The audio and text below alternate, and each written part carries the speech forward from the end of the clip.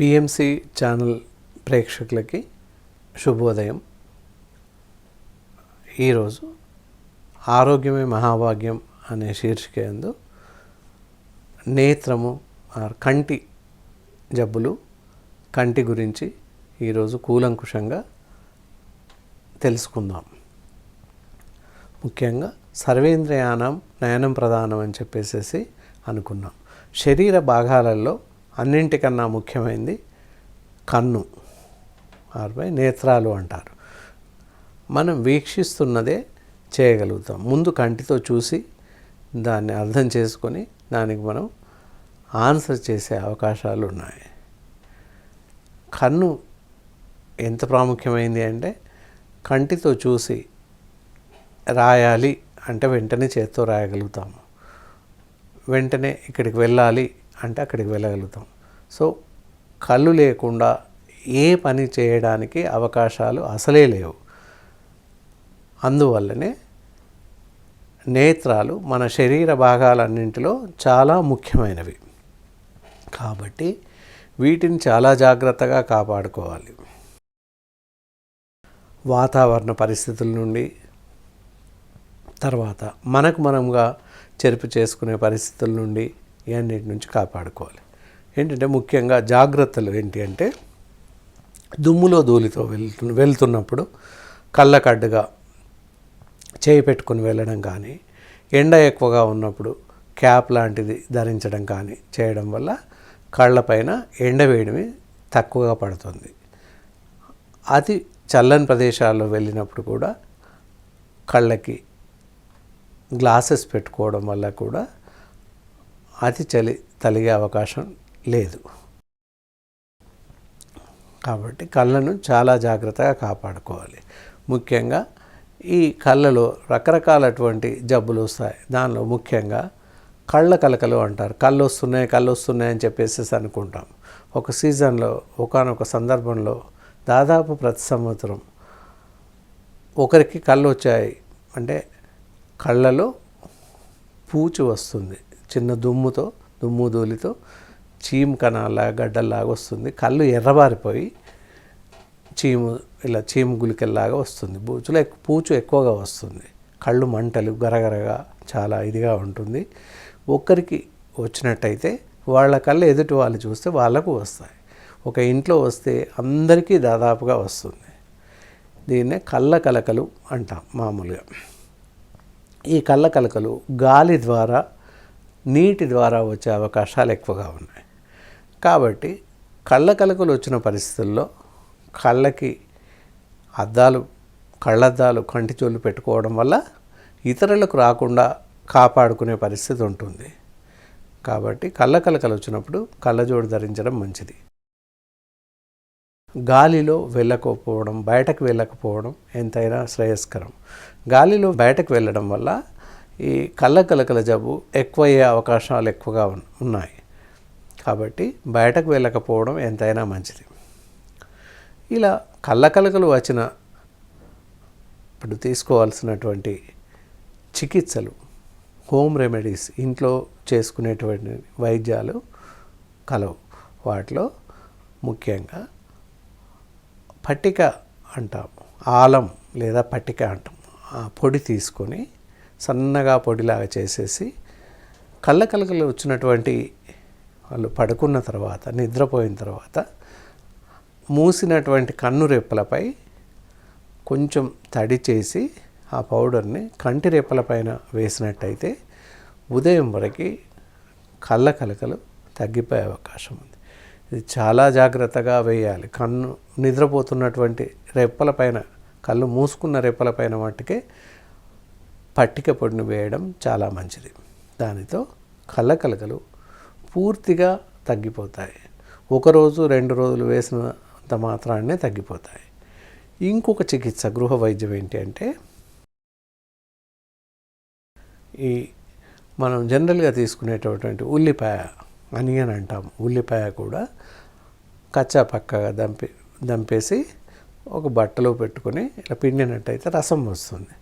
అలాంటి రసం కూడా, పేరుకున్నటువంటి రసాన్ని కళ్ళ కలకలు వచ్చినటువంటి కంటిలో ఒక చుక్క వేస్తే తగ్గిపోతాయి. ఇలా 2 రోజులు లేదా 3 రోజులు పడుకునే ముందు రాత్రి పూట మట్టుకే వేస్తే ఎంతైనా మంచిది. ఇలా 1 రోజు లేదా 2 రోజులు వేస్తే పూర్తిగా కళ్ళకలకలు తగ్గిపోతాయి. ముఖ్యంగా దీనికి తీసుకోవాల్సిన జాగ్రత్తలు ఏంటంటే బయటకు వెళ్ళకూడదు, తర్వాత ఇంట్లో అందరితో కలిసి ఉండకూడదు. కలిసి ఉండడం వల్ల ఒకరి నుంచి ఒకరికి ఈ కళ్ళకలకల జబ్బు వ్యాపించే అవకాశం ఎక్కువగా ఉంది. కాబట్టి జాగ్రత్తగా పాటిస్తూ ఈ కళ్ళకలకల జబ్బుని ఈ పై మందులు వాడుతూ తగ్గించుకునే అవకాశం ఉంది. అప్పటికీ తగ్గనప్పుడు డాక్టర్ గారిని, వైద్యులను సంప్రదించినట్టయితే దానికి సరిపడేటటువంటి వైద్య చికిత్సను అందిస్తారు. వైద్యుల చికిత్సను బట్టి మీరు మందులు వాడడం ఎంతైనా మంచిది. అది కాకుండా కళ్ళ మంటలు లేదా కళ్ళు ఉబ్బిపోవడం, దానివల్ల తలనొప్పి రావడం ఇలాంటివి కూడా కొన్ని సందర్భాల్లో జరుగుతాయి. కళ్ళు మండడం లేదా కళ్ళు ఉబ్బిపోవడం, కళ్ళు గుడ్లు నొప్పిగా ఉండడం జరుగుతుంది. మన కంటిలో కంటి పాప నల్లగా ఉంటుంది, దాని వెనకాల తెల్లటి గుడ్డు ఉంటుంది. ఇలా రెటినా ఈ కంటి పాప ద్వారానే మనం చూపు వీక్షిస్తున్నాం, దృశ్యాన్ని చూడగలుగుతున్నాం. ఈ కన్ను ఉబ్బిపోయి తర్వాత చుట్టూ ఉన్నటువంటి తెల్లటి ప్రదేశం ఏదైతే ఉందో, తెల్లగుడ్డ ఏదైతే ఉందో అదంతా కూడా ఎర్రబారిపోవడంతో కళ్ళ మంటలు బాగా వస్తాయి. ఈ కళ్ళ మంటలు రావడానికి కారణాలు ఏంటంటే అతి ఎక్కువ వేడి నీళ్ళతో కళ్ళను కడగడం లేదా బయట దుమ్ములో ధూళిలో బయటకు వెళ్ళడం వల్ల కూడా కళ్ళ మంటలు ఎక్కువగా వస్తాయి. కళ్ళు ఉబ్బిపోవడం, నొప్పి రావడానికి ఇవి ముఖ్యమైన కారణాలు. కాబట్టి బయటకు వెళ్ళకుండా, ధూళిలో వెళ్ళకుండా కళ్ళను దుమ్ము ధూళి నుంచి కాపాడుకోవడం ఎంతైనా మంచిది. ఇలా కళ్ళు మండడం, నొప్పి రావడం జరుగుతున్న పరిస్థితుల్లో తీసుకోవాల్సినటువంటి జాగ్రత్తలు ఏంటంటే దుమ్ము పడకుండా కళ్ళజోళ్ళను వాడడం, బయటకు దుమ్ములో వెళ్ళకపోవడం మంచిది. ఇలా వచ్చిన పరిస్థితుల్లో గృహ చికిత్సలు అంటారు. ఇంటిలో చేసుకోవాల్సినటువంటి చిన్న చికిత్సలు ఉంటాయి. ఏంటంటే కళ్ళు మూసుకొని కన్ను రెప్పల పైన ఈ సన్నటి దూది కాటన్ అంటారు, ఇలా కాటన్ చిన్న పతలాగా సన్నం చేసేసి ఆ దూదిని పాలలో ముంచి రెప్పల పైన పెట్టుకుని ఒక 10 నిమిషాలు అలాగే పడుకున్నట్టయితే కళ్ళ మంటలు కాస్త తగ్గే అవకాశం ఉంది. ఈ విధంగా ఉదయం ఒకసారి, సాయంత్రం ఒకసారి పాలలో ముంచినటువంటి దూదిని కంటి రెప్పల పైన పెట్టుకున్నట్టయితే కంటి నొప్పి మరియు మంటలు తగ్గే అవకాశం ఉంది. అది కాకుండా ఇంకొక రకమైన చికిత్స కూడా ఉంటుంది. ఏంటంటే ఈ ఇంట్లో మల్లెపూలు, చక్రం పూలు అంటారు, చక్రం తెల్ల పూలు. ఆ పూలు ఒక మంచి శుభ్రపరిచినటువంటి గిన్నెలో కానీ గ్లాస్లో కానీ నీరు తీసుకొని వాటిని శుభ్రపరిచి కొన్ని నీళ్ళల్లో ఆ పూలు వేసేసి ఒక 10 నిమిషాలు 20 నిమిషాలు ఉంచేసి ఆ నీటితో కళ్ళను కడిగినట్టయితే, కనురెప్పలను కడిగినట్లయితే కూడా కళ్ళ నొప్పి తగ్గే అవకాశం ఉంది. కాబట్టి ఈ విధంగా ఈ 2 రకాల చికిత్సలను ఇంట్లో నిరభ్యంతరంగా చేసుకోవచ్చును. అలా అప్పటికీ కూడా ఈ మంటలు ఎక్కువగా ఉండి నొప్పి ఎక్కువగా ఉన్నట్టయితే దానివల్ల తలనొప్పి కూడా పెరుగుతుంటుంది ఒక్కొక్కసారి. అలా ఎక్కువగా వచ్చిన పరిస్థితుల్లో ఏంటంటే ముఖ్యంగా ఇంకొక చికిత్స ఏంటంటే శొంఠి పొడి అని దొరుకుతుంది. శొంఠి పౌడర్, శొంఠి పొడి, దాన్ని లేపనంలాగా గంధంలాగా కలిపేసి నుదురు పైన పెట్టినట్టయితే కాస్త కళ్ళ మంటలు, తలనొప్పి కాస్త తగ్గే అవకాశం ఉంది. అప్పటికి ఈ కళ్ళ మంటలు, కళ్ళ నొప్పి తగ్గని పరిస్థితి ఉన్నట్లయితే జాగ్రత్తగా డాక్టర్ని సంప్రదించడం ఎంతైనా మంచిది. వ్యాధిని అనుసరించి జబ్బును అనుసరించి వైద్యులు వాటికి సరిపడేటటువంటి చికిత్సను అందిస్తారు. కాబట్టి అలాంటి చికిత్స తీసుకొని వైద్యులు ఇచ్చినటువంటి మందులను జాగ్రత్తగా వాడుతూ ఈ కళ్ళ మంటలు లేదా కంటి నొప్పి వాటిని తగ్గించుకోవడం ఎంతైనా మంచిది. ఇలా ఇవి సామాన్యమైనటువంటి జబ్బులు. ఇవి కాకుండా ఇంకా చాలామందికి ఒక సర్టెన్ ఏజ్ వచ్చిన తర్వాత, కొంత ఏజ్ తర్వాత కళ్ళు మసకబారడం, కళ్ళు కనిపించకపోవడం జరుగుతుంది. ఈ రోజుల్లో చిన్న పిల్లలకు కూడా 10 సంవత్సరాలు, 5 సంవత్సరాలు, 10-12 సంవత్సరాల పిల్లలకు కూడా కళ్ళు కనబడకుండా పోతున్నాయి. ఇలా కనబడకపోవడానికి చాలా రకాల తప్పులు చేస్తున్నాం. ఏంటంటే పిల్లలు టీవీకి దగ్గరగా కూర్చొని చూడడం, లేదా ఫోన్లతో గేమ్స్ ఆడడం, ఇలాంటివన్నీ చేయడం వల్ల కూడా కళ్ళు కనబడకుండా చిన్న వయసులోనే దృష్టిలోపం సంభవిస్తుంది. కాబట్టి దయచేసి పిల్లలకి సెల్ ఫోన్స్ ఇవ్వడం కానీ, టీవీ దగ్గర కూర్చొని టీవీలు చూడడం కానీ చేయకపోవడం ఎంతైనా మంచిది. దీనివల్ల కంటి జబ్బులు, చిన్న వయసులోనే దృష్టి లోపాలు జరిగే అవకాశాలు ఎంతైనా ఉన్నాయి. కాబట్టి తల్లిదండ్రులారా, పిల్లలని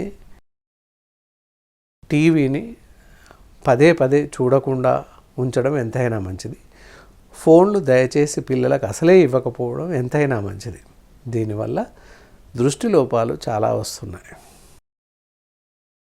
ఇలా దృష్టి లోపాలు సంభవించినప్పుడు చిన్న పిల్లలకు కనుక దృష్టి లోపాలు వచ్చినట్లయితే వాళ్ళకి ఏంటి అంటే 5 సంవత్సరాల 10 సంవత్సరాల పిల్లలకు కూడా అక్షరాలు కనపడవు. బోర్డు పైన రాస్తున్నటువంటి పెద్ద పెద్ద సైజు 5 ఇంచెస్ 2-3 ఇంచెస్ 5 ఇంచెస్ అక్షరాలు కూడా వాళ్ళకి కనబడవు.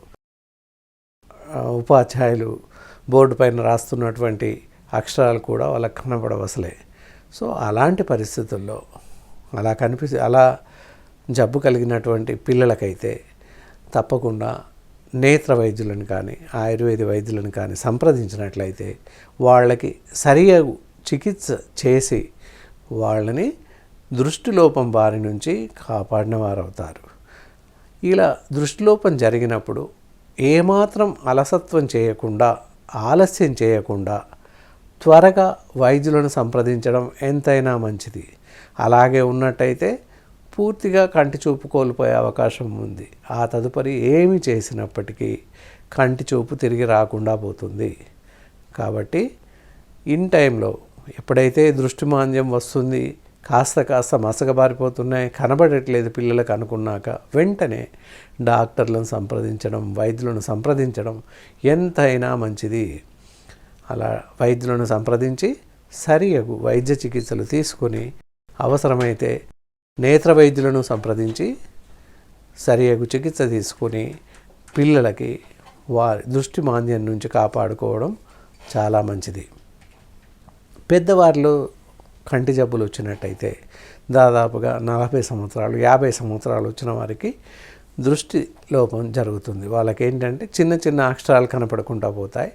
అది వయసు రీత్యా వస్తున్నటువంటి దృష్టిలోపమే తప్పితే దానివల్ల జరిగే నష్టం ఏమి ఉండదు. అయినప్పటికీ తగిన జాగ్రత్తలు తీసుకుంటే అవి కూడా తగ్గే అవకాశం ఉంది. ఏంటంటే 40-45 సంవత్సరాలు దాటిన తర్వాత చూపు తగ్గితే దాన్నే చత్వారం అంటాము. అది దృష్టి మాంద్యం అని కూడా అంటాము. చిన్న చిన్న అక్షరాలు కనబడకుండా పోతాయి వారికి. కాబట్టి ఆ స్టేజ్లోనే మంచి డాక్టర్లను సంప్రదించి సరియైన వైద్య చికిత్సలు చేసుకుంటే చాలా మంచిది. దీనికి కాను ఆయుర్వేదంలో చాలా మంచి వైద్య విధానాలు ఉన్నాయి. కాబట్టి ఆయుర్వేద వైద్యులను, డాక్టర్లను సంప్రదించి మంచి మందులు తీసుకొని వాడినట్లయితే ఈ కంటిలో ఉన్నటువంటి దృష్టి లోపాలు సరిపెట్టుకునే అవకాశం ఉంది.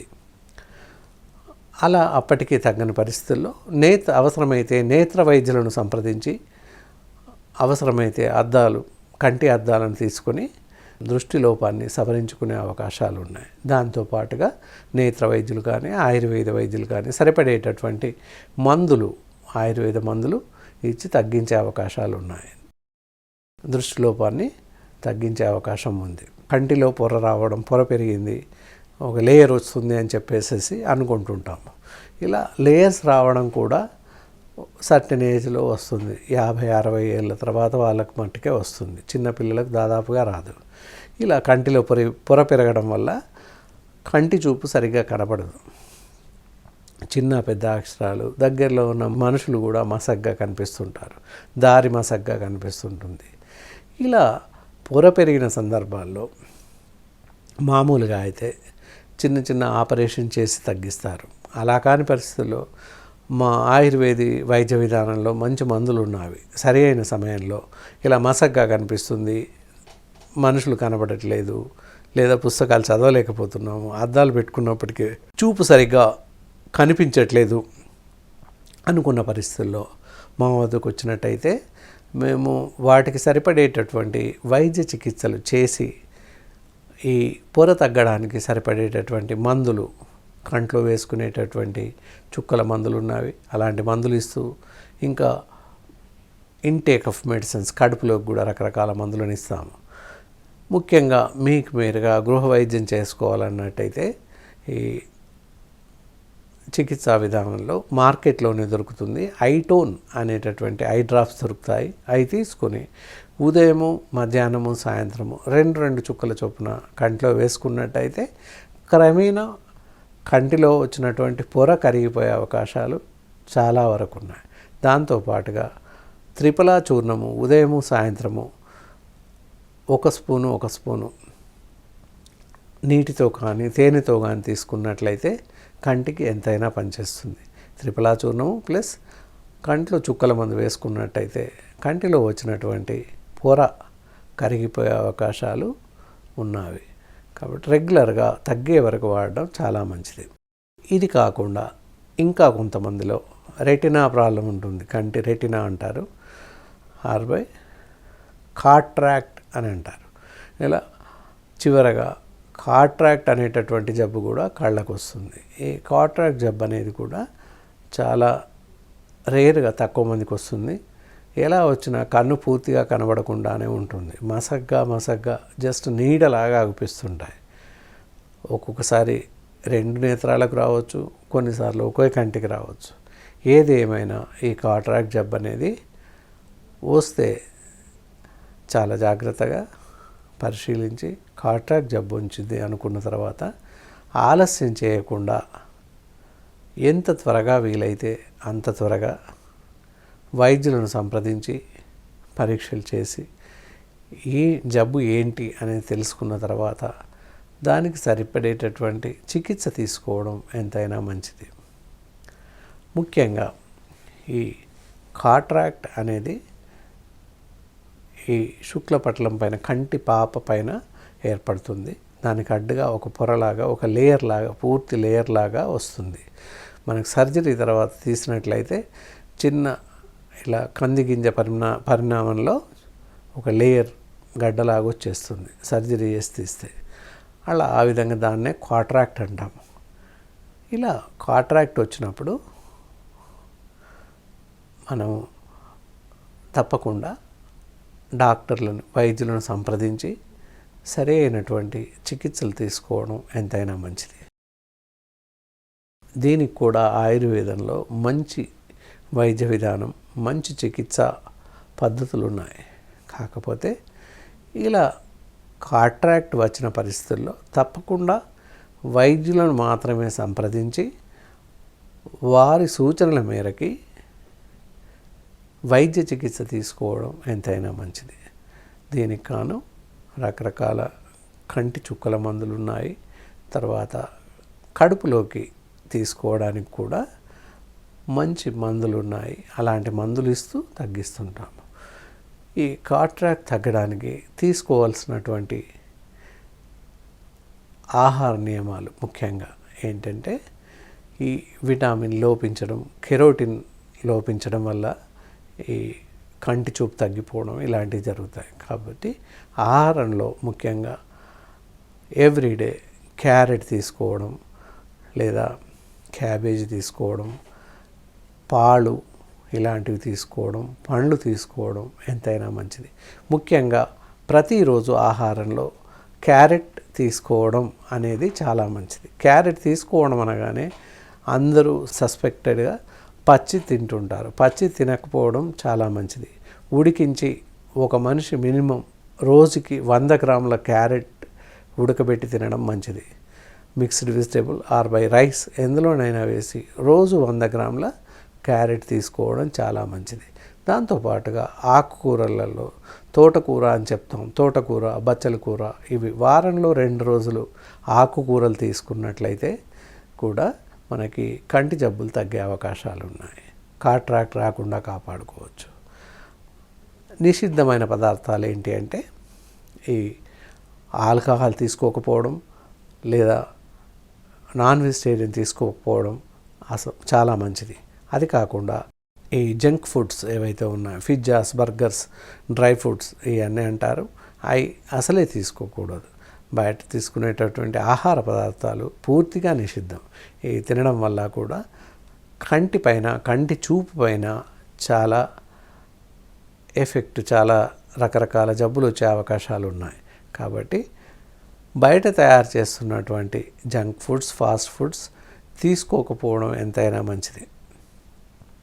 పైన చెప్పినటువంటి ఆహార పదార్థాలు ఏవైతే ఉన్నాయో, తీసుకోవాల్సిన ఆహార పదార్థాలు పాలు, పళ్ళు అవి రోజు తీసుకోవడం మంచిది.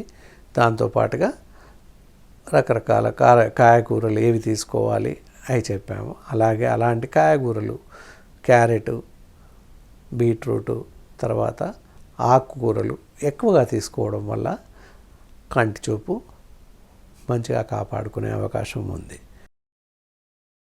ఎప్పుడైతే ఈ కాట్రాక్ట్ వస్తుందో, కంటి చూపు మందగించి కాట్రాక్ట్ వస్తుంది, వచ్చిన పరిస్థితుల్లో మామూలుగా వీటన్నింటికి ఈ మందులకి డాక్టర్ చూపించినప్పటికీ తగ్గని పరిస్థితుల్లో తప్పకుండా డాక్టర్ సలహాను అనుసరించి అవసరమైతే కంటి చికిత్సకు గాను తప్పనిసరి పరిస్థితుల్లో ఆపరేషన్ చేయించుకోవడం కూడా శస్త్రచికిత్స అంటారు. శస్త్రచికిత్స చేయించుకోవడం కూడా మంచిది. దాన్నే శుక్లపటలం ఆపరేషన్ అంటాము. శుక్లపటలం ఆపరేషన్ చేయించుకోవడం మంచిది. అలా లేదా మంచి అనుభవం కల ఆయుర్వేద డాక్టర్లను సంప్రదించినట్టయితే ఆపరేషన్ లేకుండా నివారణోపాయాలతో, మందులతో పూర్తిగా తగ్గించే అవకాశాలు ఉన్నాయి. మేము ఎన్నో మార్లు చాలామందికి కాట్రాక్ట్ వచ్చిన వాళ్ళకి, సర్జరీకి వెళ్తారు అనుకున్న వాళ్ళకి కూడా మందులు ఇచ్చి ఆహార నియమాలు చెప్పి వాళ్ళకి సరియైన రీతిలో వైద్య చికిత్సలను అందించి ఎంతోమందికి ఈ కాట్రాక్ట్ బారిన పడ్డ వాళ్ళని తగ్గించాము. అలాగే కంటి పొరలు వచ్చిన వాళ్ళకి, కంటిపైన పొర ఏర్పడ్డ వాళ్ళకి కూడా వైద్య చికిత్సలను అందించి పూర్తిగా ఆరోగ్యవంతుల్ని చేసిన సందర్భాలు ఎన్నో ఉన్నాయి. కాబట్టి ఆయుర్వేద వైద్యంలో అన్ని రకాల కంటి జబ్బులు తగ్గించే అవకాశం ఉంది. దీనికి చాలా మంచి మందులు ఆయుర్వేద వైద్య విధానంలో ఉన్నాయి. కాబట్టి అందరూ కూడా నేత్రాల పరిరక్షణ పాటిస్తూ కంటి జబ్బుల బారిన పడకుండా ఎల్లప్పుడూ కళ్ళను కాపాడుకుంటూ ఉంటారని ఆశిస్తూ మీ ముందు సెలవు తీసుకుంటున్నాను. నమస్కారం.